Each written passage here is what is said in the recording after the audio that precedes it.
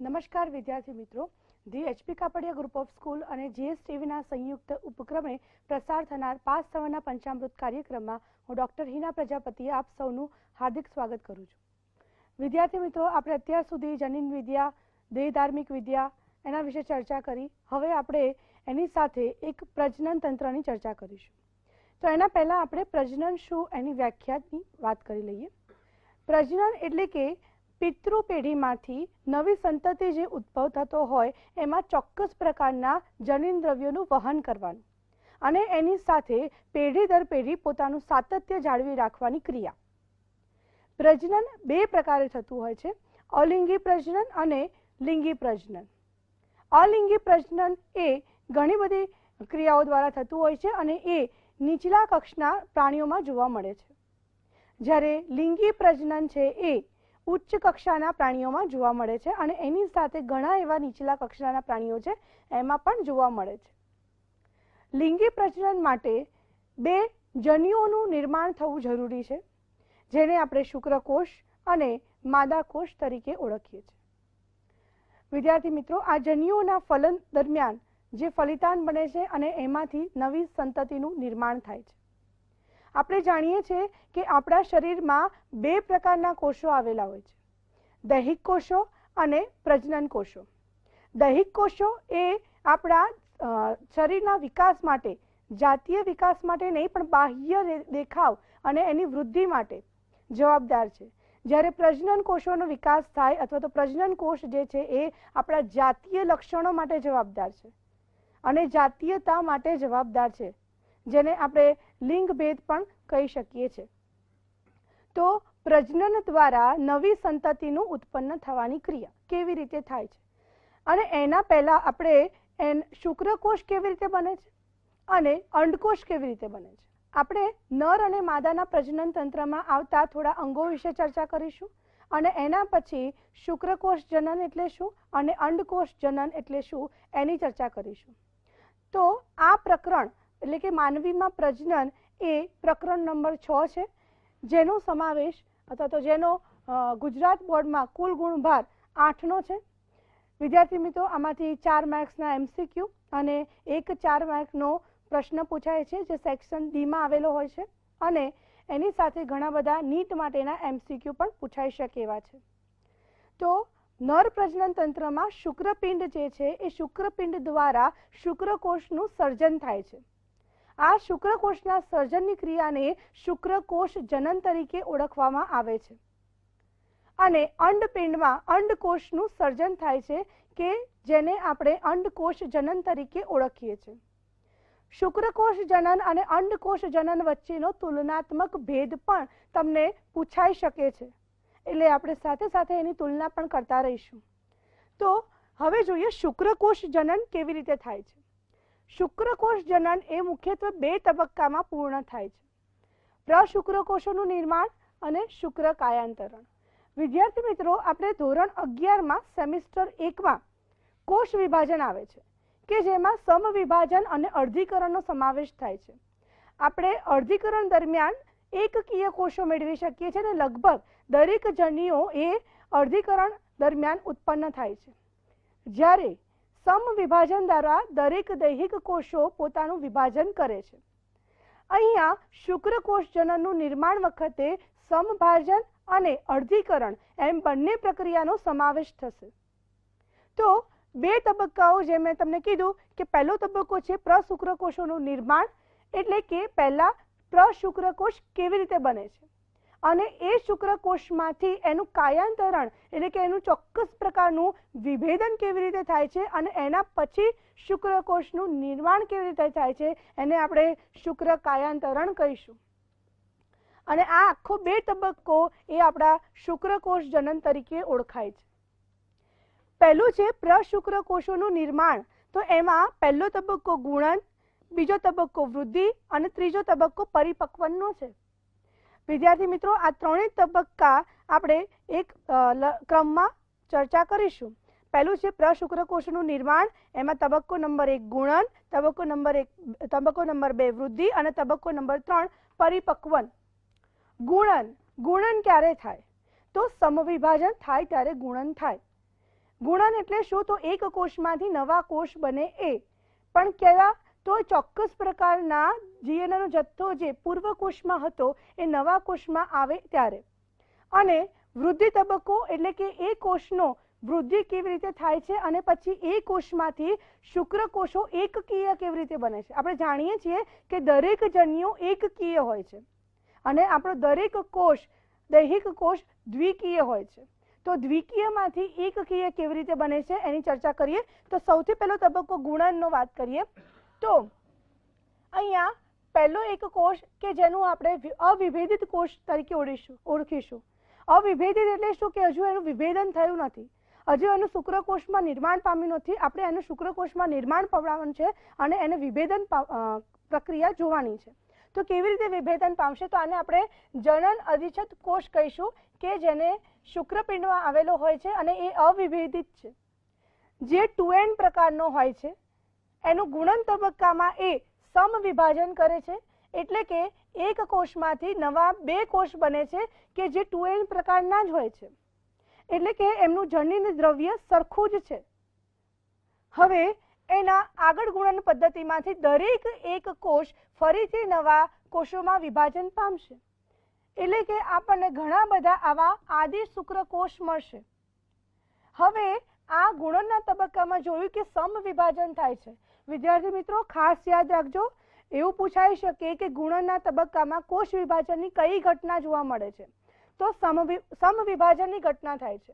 સમવિભાજન દ્વારા આપણને અહીંયા દ્વિકીય કોષ હતો એટલે કે 2n પ્રકારનો કોષ હતો, એ આપણને નવા મળતા આદિ શુક્રકોષ પણ 2n પ્રકારના જ છે. હવે આપણે વૃદ્ધિ તબક્કા વિશે ચર્ચા કરીશું. તો વૃદ્ધિ તબક્કો એટલે શું?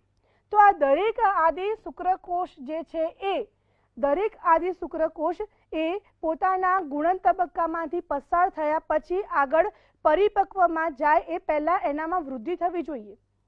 વૃદ્ધિ કેવી રીતે થશે? તો આ દરેક કોષમાં ચોક્કસ પ્રકારના ક્રોમેટિન દ્રવ્ય આવેલું હશે. ક્રોમેટિન એટલે શું? તો રંગસૂત્રમાં આવેલું ચોક્કસ પ્રકારનું દ્રવ્ય જેને ક્રોમેટિન કહેવામાં આવે છે. એ અહીંયા આવે. શુક્રકોષ જનન વિશે ચર્ચા કરતા હતા, એમાંથી આપણે ગુણન તબક્કો જોયો. વૃદ્ધિ તબક્કો જોઈએ. હવે વૃદ્ધિ તબક્કો એટલે કે આ દરેક કોષ આગળ હવે પરિપક્વન પ્રદેશમાં જશે. તો એમાંથી એકને આપણે પ્રાથમિક પૂર્વકોષ તરીકે ઓળખીશું. વિદ્યાર્થી મિત્રો આપણે અત્યારે આ એકને જ લીધો છે, એવા દરેક કોષ વિભાજન પામશે. તો આ પ્રાથમિક શુક્રકોષ તરીકે ઓળખાય છે, જેને આપણે વૃદ્ધિ તબક્કો કહીશું. હવે આ પ્રાથમિક શુક્રકોષ ક્રમાનુસાર પરિપક્વન તબક્કામાં આગળ વધે છે. પરિપક્વન કેવી રીતે થશે? તો સૌથી પહેલા હવે અહીંયા અર્ધીકરણ જોવા મળશે. ખાસ નોંધ રાખવી કે ગુણન તબક્કામાં સમવિભાજન અને પરિપક્વ તબક્કામાં અર્ધીકરણની પ્રક્રિયા જોવા મળે છે. અર્ધીકરણ 2 પ્રકારે થાય છે, અર્ધીકરણ 1 અને અર્ધીકરણ 2. અર્ધીકરણ 1 દરમિયાન ચોક્કસ પ્રકારના રંગસૂત્રોનું અર્ધીકરણ એટલે કે અડધા થઈ જાય છે અને અર્ધીકરણ 2 દરમિયાન એ ચોક્કસ પ્રકારના અડધા થયેલા રંગસૂત્રો આગળ ને આગળ વિભાજન પામે છે, પણ એના રંગસૂત્રો ફરીથી અડધા થતા નથી. એટલે કે એક જ વખત અર્ધીકરણની પ્રક્રિયા થાય છે અને એ પણ અર્ધીકરણ 1માં. અર્ધીકરણ 2 જે છે એ સમવિભાજન જેવું જ દર્શાવવામાં આવે છે. તો અહીંયા દરેક પ્રાથમિક પૂર્વકોષ જે છે એ પરિપક્વન પ્રદેશમાં પ્રવેશતા અર્ધીકરણ 1ની પ્રક્રિયા થાય છે. અર્ધીકરણ 1માં પ્રવેશતા અહીંયા એ 2n પ્રકારનો કોષ એ nn પ્રકારના દ્વિતીય પૂર્વકોષમાં ફેરવાય છે. અહીંયા જુઓ અર્ધીકરણ 1 દરમિયાન અહીંયા રંગસૂત્રોની સંખ્યા અડધી થઈ ગઈ છે. જનીન દ્રવ્ય અહીંયા અડધું થઈ ગયું છે. તો 2n માંથી 2 આપણને કોષો મળ્યા જેને આપણે દ્વિતીય પૂર્વકોષ કહીશું. આપણે પ્રાથમિકમાંથી દ્વિતીયમાં આવ્યા તો એ કેવા હશે? nn એટલે કે એકકીય.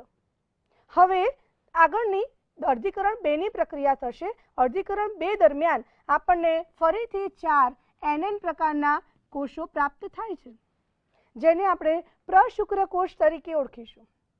આ પ્રશુક્રકોષ દરેક શુક્રકોષમાં ફેરવાય છે, પરંતુ એ શુક્રકોષમાં ફેરવાતા પહેલા એનું શુક્ર કાયાંતરણ થાય છે. કેવી રીતે થાય છે?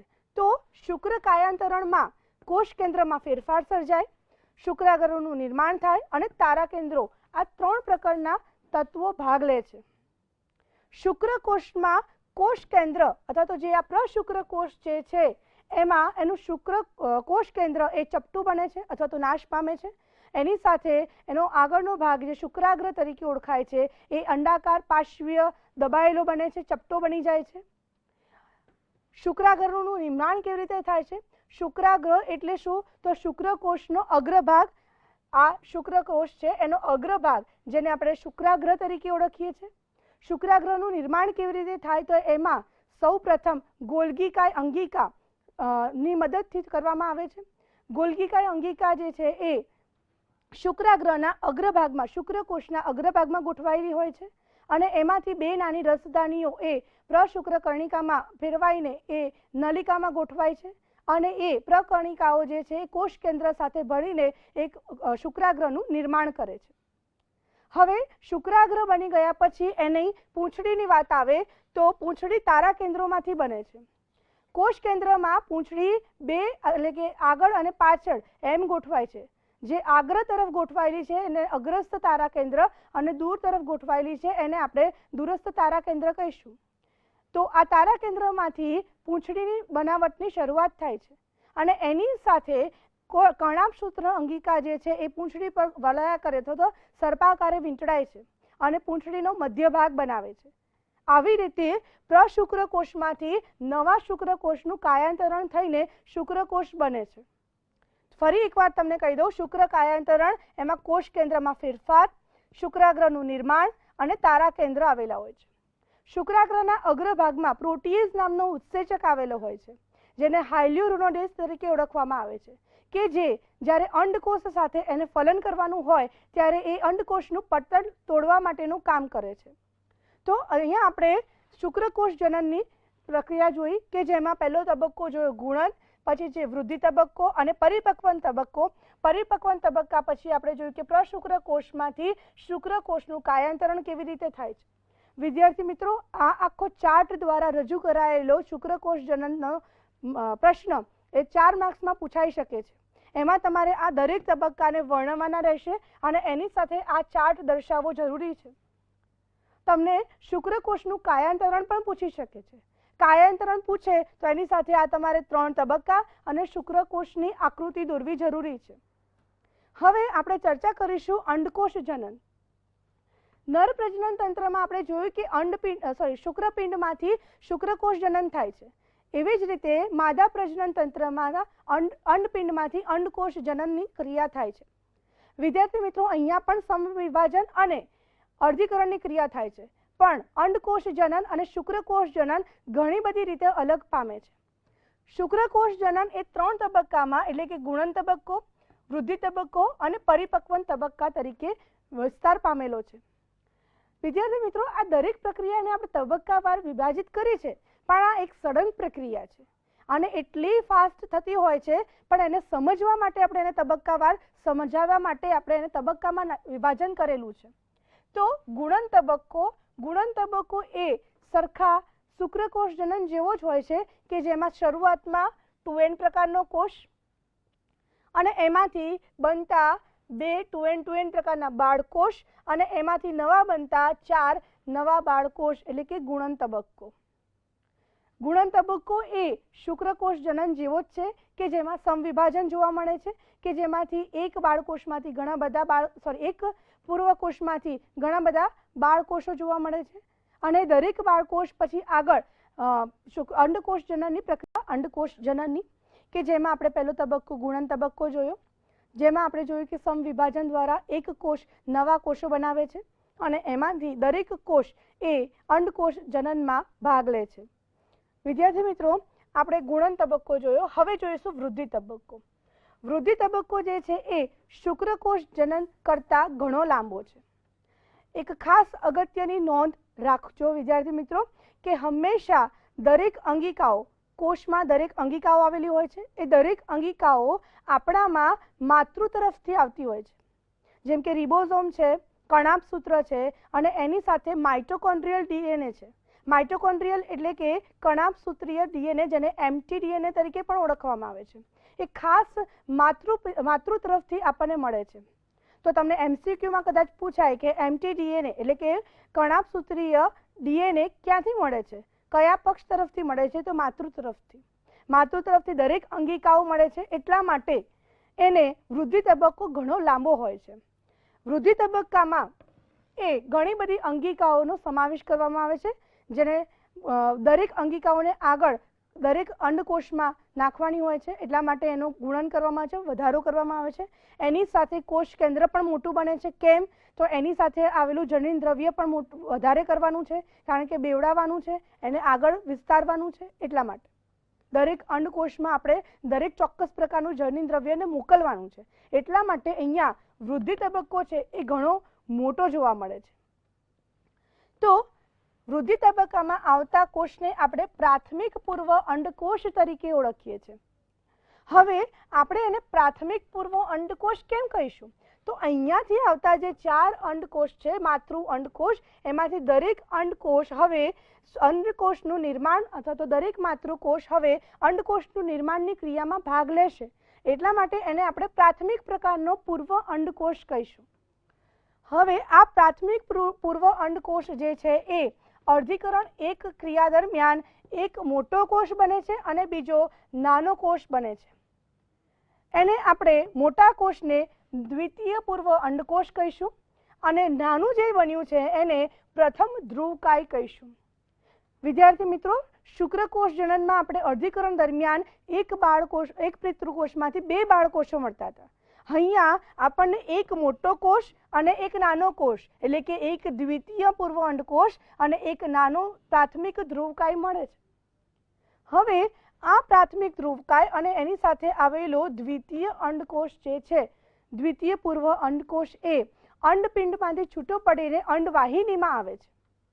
અંડવાહિનીમાં આવ્યા પછી જો એની સાથે શુક્રકોષનું ફલન થાય અથવા તો શુક્રકોષ એ અંડકોષમાં પ્રવેશ પામે ત્યારે આ અંડકોષનું ફરીથી પરિપક્વન તબક્કો આગળ વધે છે. ત્યાં સુધી પરિપક્વન તબક્કો આગળ વધતો નથી.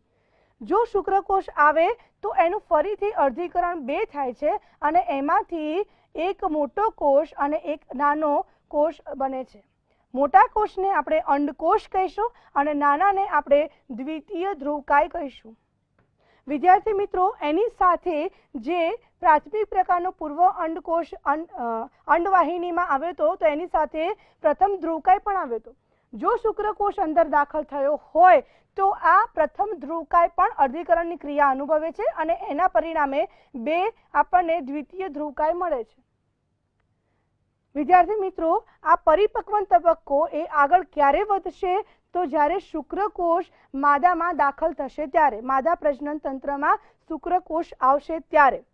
જો શુક્રકોષની એન્ટ્રી અથવા તો શુક્રકોષ અંદર પ્રવેશ પામતો નથી તો એવા સમયગાળા દરમિયાન અર્ધીકરણ 2ની પ્રક્રિયા થતી નથી અને પરિણામે અંડકોષ પતન થાય છે. તો આ પ્રાથમિક પૂર્વ અંડકોષમાંથી દ્વિતીય પૂર્વ અંડકોષ અને એના પછી આપણું મેચ્યોર અંડકોષ અથવા તો પૂર્ણ અંડકોષ કેવી રીતે બને છે એની ચર્ચા કરી. એના આપણે 3 તબક્કા જોયા: ગુણન તબક્કો, વૃદ્ધિ તબક્કો અને પરિપક્વન તબક્કો. ગુણન તબક્કામાં પૂર્વકોષમાંથી આપણે નવા કોષો મળ્યા કે જે બધા જ દ્વિકીય મળ્યા.